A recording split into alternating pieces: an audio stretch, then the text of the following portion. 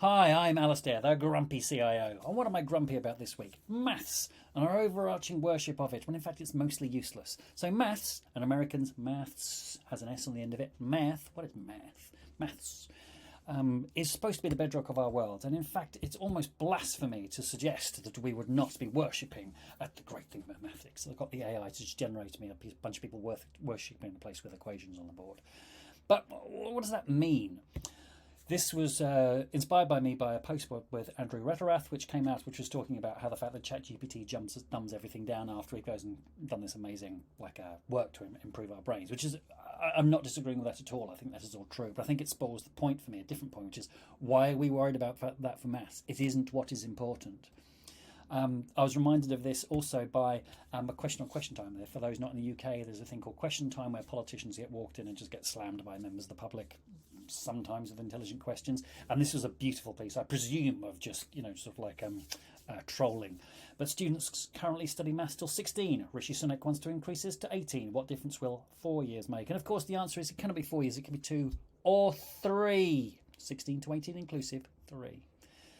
Example of basic maths.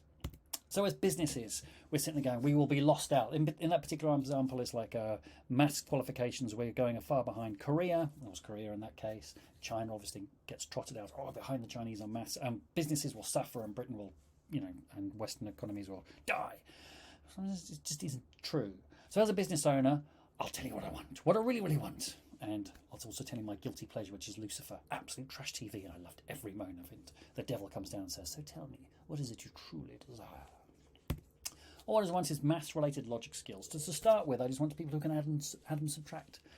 Then I want people who can do basic maths. Now, going back to what people think in the audience is like, oh, maths. They're thinking about Rachel Riley or Carol Vorderman, for those old enough, on Countdown. That's what maths is. That's what maths is. We need more people who can do that. That isn't what get taught in maths. I finished my degree at Oxford University doing physics, which means I was very good at maths. I could never do what Rachel Riley does. It's not actually part of mathematics. It's part of very, very, very good mental arithmetic, which is basically a dying art now that we have these things called calculators and spreadsheets. But what I do need to be able to do is do one figure multiplied by 2. So what's 2 times 12? 24.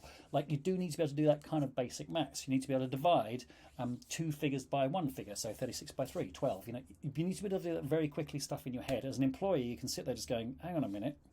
You've got something that just doesn't quite add up. Causation versus correlation. Thank you, Simon, for actually suggesting this. That's actually something that comes up. I want to actually see there and get taught in maths what is actually done by what, and I'll come back to that in the next graph. Also, just basic logic. If A equals B and C equals D, what is E? No idea.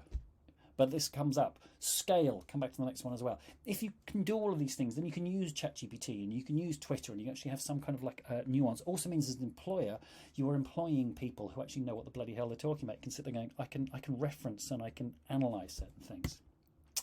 For example, this was something that was given to me at university. What can you prove about the relationship between X and Y? And you look at it and say, well, it's a linear graph. There cannot be anything when X goes up to a certain value. Look at this. The graph is showing this to me. This was a particular thing about the way a spectrometer was looking at information. What you've actually proved is what the equipment can pick up. You haven't proved anything about the relationship between X and Y. There actually was no relationship between X and Y at all. What you did prove is what the equipment could pick up. That type of mental thinking about understanding what am I being shown and why, that's the math skills that's actually needed and can be taught. And they would be really useful for really people like this. So if you've got the top level data scientists, I have worked with great engineers and great things who are able to go through code and structure it and work, but just couldn't do basic logic and maths. And you sit there going, I know nothing compared to you about this wonderful way of putting together C++ code or whatever, but just logically that cannot be that. It cannot exist. And they go, oh, how do you know that? It's like, well, because you've just said that A equals B and C equals D, therefore E, and that cannot possibly be true. So that's what I think about in terms of maths. We need not quite Rachel Riley level skills of mental arithmetic, and we need to understand some basic principles of logic, causation, correlation. These are basic math skills, and some other basic, we could go on for examples of this. That is what I think we need, and that's what I put out on social media, and that's why I've explained myself, and I'm going to stick up with that.